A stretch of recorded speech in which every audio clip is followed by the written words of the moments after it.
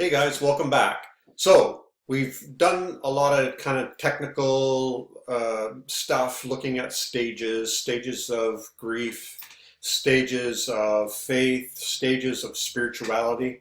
Now I want to sort of start talking about some practical advice, and I want to remind you, if there's anything you're afraid I'm not going to cover, or anything you really want me to talk about and you need to know something about, or you want advice about, please just mention it in the comments. I'll do my best to add a short segment to make sure I address your burning issue. I know how I know how important a time this is and how crucial and intense a time it is. So I want to be there for you, and I want to be able to help. So in this lecture, I'm going to be talking about your group can keep you back. And this is something that I've talked about before several times with you, is the pressure that the community puts on you to not change. The pressure that is put on you to conform and remain the same. And as we mature and as we get older and as we gain insight and wisdom, we begin to understand the whole concept of conditioning, that we've been conditioned even before we were born, and the family into which we were born, and the culture into which we were born, either Eastern or Western or whatever, the religion into which we're born.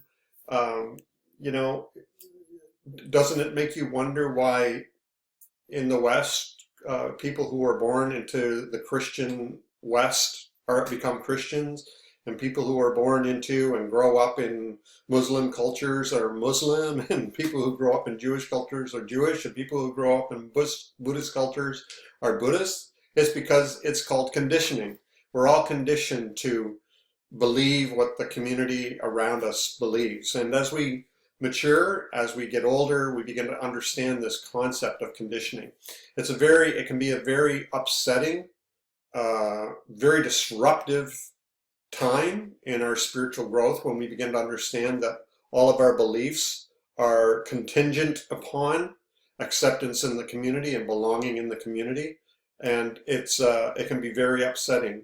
We're to realize that we've been raised to believe a certain way, that we're a part of this group because we believe a certain way, and that the validation and affirmation and confirmation we receive on a daily basis keeps us where we are, and it makes it almost impossible for us to escape. And why most people are born into their belief system and die with that same belief system. I'm not saying that it's wrong. If you've examined it and come back, that's great. But if we live a whole unexamined life, well, every philosopher and spiritual person knows that that's an unhealthy, unfulfilled, unfruitful life. You've got to live an examined life, an intentional life. So I'm not a conspiracy theorist, that everybody's out to get us and everybody's out to trap us and to kill us and to keep us confined and to force us to conform. Although I do believe those pressures are really out there. And you've probably experienced it from your friends, your immediate family, and the church you belong to, and even maybe the culture you're in. I live in Canada. I grew up in a town that, probably the predominant religion was Christian. But, I got my bachelor's in Springfield, Missouri. And, there was a church on every corner in that city. I think at the time when I was there, I was in the Pentecostal church at the time. I think there was 125 Pentecostal churches alone in that city. So it was just overwhelming. So you're not just born into a Christian family. You don't just go to a Christian church, but you live in a Christian city, and you live in a Christian country, some people claim, and you live in a Christian hemisphere. And it's just the pressure, the weight is just incredible, and so much so that it's almost impossible to think independently and to break free from that. And so that idea of conditioning, it's a radical one. Buddhists talk about it. A lot of Eastern philosophy talks about the conditioning of the mind and how important it is to trace our thoughts back to its very root and see where it comes from. And when we do that, we begin to discover, wow, I am not living by direct experience. I'm living on borrowed beliefs. And that can be a very unsettling moment and revelation in your life, like it was in mine. So what are some of the methods that are used to keep us under control? Well, just the majority, for one thing. Just numbers, just the sheer numbers of your family and your friends and your church and the churches and the city and the country and the hemisphere. Everything, just the sheer numbers of people makes it impossible, almost impossible for you to escape.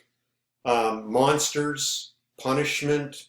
I remember when our kids were very young, we read them a book about the Inuit people, and they had these stories that they would tell the kids about monsters that lived underneath the ice. And they would terrify the children with these stories, but the whole point was to keep the children off the ice when it was breaking up in the spring. And, they use these monsters to terrify the kids so that they wouldn't venture out onto thin ice and possibly drown. So I claim that all our ideas of demons and monsters and all these kinds of things in Christianity are ways of keeping us off of thin ice theologically, of keeping us away from danger and keeping us safely within the confines of the populated village. We see, excuse me, we see things like shame being used, that if you're not living the devout life and you're not really devoted and doing a good job in your Christian walk, then you can be accused of failing or backsliding or letting things slip or being lazy. There's a lot of shame associated with it, or guilt, the fear of angering God or disappointing God, or fear of going to hell, or ultimately, not ultimately, maybe hell is the ultimate, but another one is rejection. If you continue down this path, you will no longer belong to this community and you'll be rejected. Now, some communities don't say we're going to outright reject you or excommunicate you, but if you go far enough away in your thinking, and maybe you don't come one Sunday or two or whatever, and you start getting less devout in your observances, then they're going to say, you're the one who left, not us. And they wipe their hands clean of you. There's all kinds of ways to keep us under submission and to keep us conformed to the group. And you can probably come up with some yourself. So, what are some of the requirements to leave? What is necessary for us to actually, escape this? Well, first of all, we need to realize that our thinking is conditioned. Our beliefs have been conditioned. We need to realize that. We need to come to that revelation. It's hard work, but we need to have that revelation, that flash of insight that a lot of our thinking and beliefs have been conditioned and we're not living by direct experience or by direct revelation or, coming to our own conclusions. Then it takes a lot of courage, We might not ever overcome the fear because, but we can always have courage. Courage is doing something in the face of fear.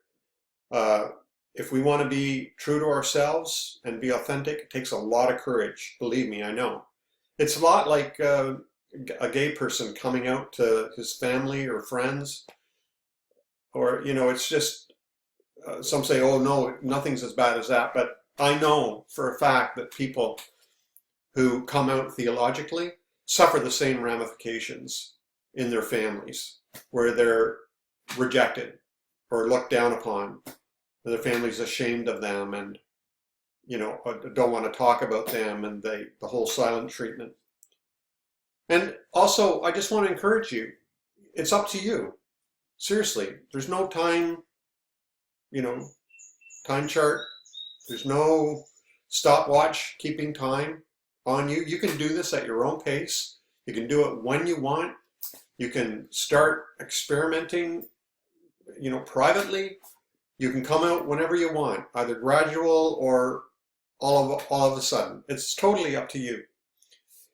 But you need to be prepared. And I know that's why you're waiting, maybe. That's why it took so long, is because you knew the ramifications of coming out theologically, spiritually. But I want to encourage you, like Lisa and I have found, there's new life on the other side. There's absolutely new life. We had an old life with our friends there, our church, our connections, our beliefs and everything, but now we have a totally new life. Some of the friends are still with us, very few though, but the way we live, the way we think, the way we relate, community, all these things, everything has changed. But we are happier and way more peaceful, and our relationship is richer for it. So I just want to encourage you. Your group can keep you back, but I just want to encourage you, don't let it. You know it's time.